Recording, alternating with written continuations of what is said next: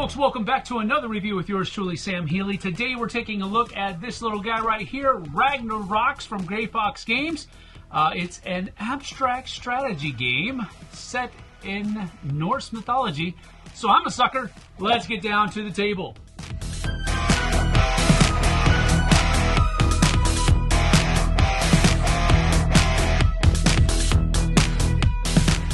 The goal of a game of Ragnarocks is to use your Vikings to move out to settle the land that's in the world, basically. Right now, this entire world is a contested region. But what you're going to want to do is, by using these rune stones, you're going to want to corner off sections or regions of this land that your Vikings will settle in, and then you're going to gain a number of points equal to the number of hexes in those regions, and whoever has the most points at the end of the game is the winner. You'll start the game with 3 nomadic Vikings on your side, but once a Viking corners off a section of this area and he now has his own region, he will be a settled Viking and will no longer move. But your nomadic Vikings will continue to move around until they have their own settled regions as well. On your turn, you're basically going to be able to do 2 things. The first thing will be to move your nomadic Viking. The second thing will be to summon a rune stone onto the board. Hence, you're trying to start building up those boundaries to corner off your settled region. Now, when a Viking moves, he can move as far as he wants in that one direction, with the obvious boundaries being the edge of the board, other Vikings, or runestones that are in that path. So an opening move might be something like this. I'm going to move up to here, and I want to stop there. I don't have to. I can move all the way out here, but I want to stop right there. Now, the next thing you're going to do is summon a runestone. And that runestone can go anywhere in one direction from that Viking, wherever he wants it to go. In this particular case, I'm wanting to maybe hamper the movement of my opponent, so I'm going to put my first runestone right there in a straight line away from him. It's now my opponent's turn, and they say, okay, well, that's how you're going to play. Well, I'm going to move in this direction and stop right there, and then I'm going to place my runestone right here so that you can't go any further that direction. But on my next turn, I could go here, I could go here, here, or here, but don't forget, you still have your other Vikings back here, and they can move around as well. You and your opponents will continue taking turns until each region has been cornered off, and there's only one color of Viking in the region. And if that's the case, that's considered a settled region. If there, for example, if there are 2 Vikings of opposing colors in a closed-off region, that is still contested, and these are still considered nomadic Vikings. But if we find the case where this is the case where we have only red over here, only red over here, only white here, and only white over here, then those are all settled regions and the game will end. Then you'll simply count up the number of hexes that are in each settled region. Each hex counts as a point for that team, and whichever team has the most points is the winner.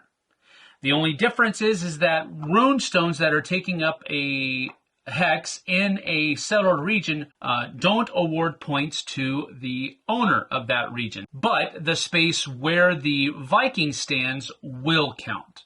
So, for example, this region right here has 2 Vikings in it, but they're both of the same color, so this is a settled region, and it's only counted once. So you'll simply count 1, 2, 3, 4, 5, 6, 7, 8, 9, 10, 11, 12, 13, 14, 15, 16. This one over here is 1, 2, 3, 4, 5, 6, 7, 8, 9, 10, 11, 12, 13, 14 points. So 16 and 14, red would score 30 points for this game. White, however, would only count 1, 2 over here. And then this region here, which is closed off, is only white, so we would count 1, 2, 3, 4, 5, 6, 7, 8, 9, 10, 11, 12, 13, 14, 15, 16, 17, 18, 19, 20, 21, 22, 23, 24, 25, 26, and then 27, 28. So in this actual game, white will have lost by 2 points.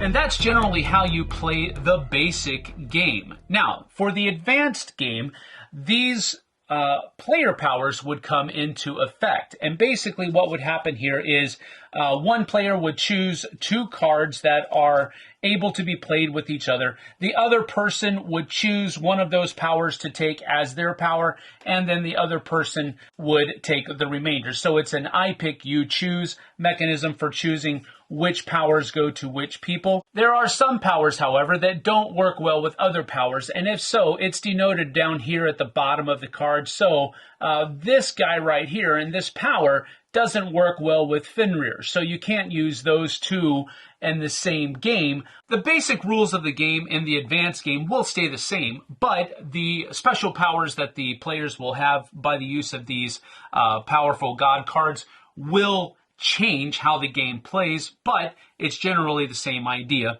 trying to corner off different areas of the board and score the most points by the end of the game. And that's how you play Ragnarocks.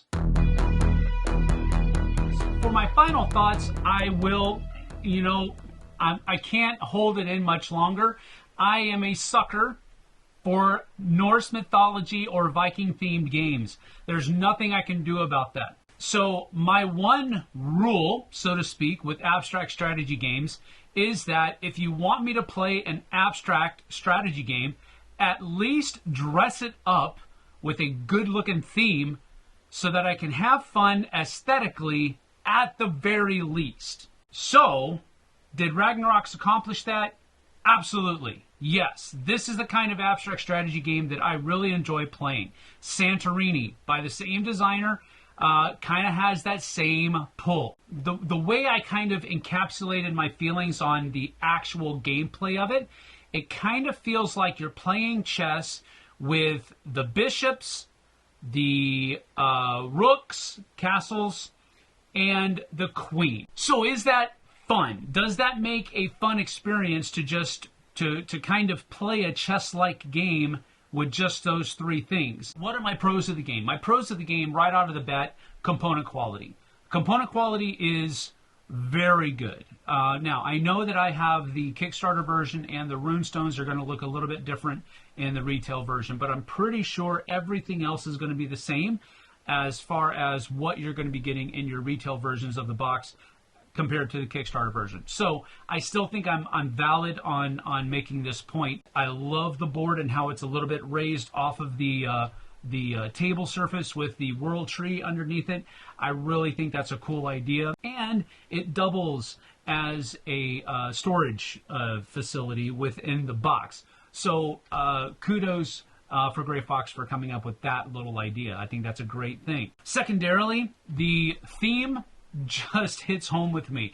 I said it in the intro. I'm a sucker for Norse mythology themes. I restated it in the first part of my final thoughts section. So you guys know I'm a sucker for Norse mythology and Viking themes, and I think it's cool that the theme works. It is an abstract strategy game, but the theme is just that little extra thing to hang yourself on so that you don't just get stuck in the rut of the mechanisms and what's the best thing. You have something pretty to look at while you're playing that game. And that's what I like about abstract strategy games like this. I've already kind of mentioned it earlier, but my third pro of the game is that gameplay is fun and thought-provoking.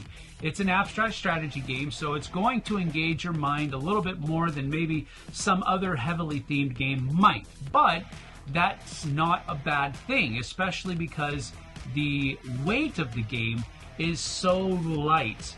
The thought processes that you have to go into it are very chess-like. I've used that phrase a lot so far. But if you're wanting to really kind of be a challenge for your opponent, you're probably going to have about a chess-like complexity of thought going on. The mechanisms and how you play, absolutely not that hard. gameplay is very fun and it's super easy. Now the special power cards is where this game is really going to sing, and sing loudly in my opinion. There is a huge stack of power cards, which for me just translates to a huge amount of replayability, because you can play for hours and hours and hours. Of course, probably not at one sitting, but hours and hours and hours of gameplay in this box, just because you have so many different powers available to you in the advanced game. Can you play the basic game over and over and over and enjoy it? Absolutely. I don't think I'll ever want to not include the power cards in a future game of this, just because I think it's that simple. Do I think you should play a couple of games first? Absolutely. Play a few games first before you put the powers in, but I think once you get to the level where you're able to use the power cards, I don't think you'll want to not use them anymore. I think that's how integral they are for the game to really sing. So I'm really happy that it's like that, because I like having a lot of variability and replayability with the game, and I like the extra little oomph that the power cards give you without getting too complex. Now there is a Winds of Chaos expansion that actually came inside the box for my Kickstarter version. You may have to purchase it separately going forward from retail, I don't know. So it basically just gives you more mythology cards and a few extra little gadgets there that you can use. It also comes with a Ragnarocks solo AI, so you can play this solo mode as well. So that's a pretty cool thing too. All right, so my rating of the game is going to be super simple. You kind of knew coming in that it was going to get at least 1 thumb, but I'm giving Ragnarok's 2 thumbs up, because it is the kind of abstract game that I want to play if I'm going to play a abstract strategy game. Now, here's the thing. I might even choose to play this. That's why I'm giving it 2 thumbs up, because I did enjoy it that much. I really was a fan of Santorini when it first came out. It's still on my shelf, and this one scratches kind of the same itch with a different theme. Thanks for joining me. I certainly appreciate it. We'll see you guys and gals on the flip side. Take care.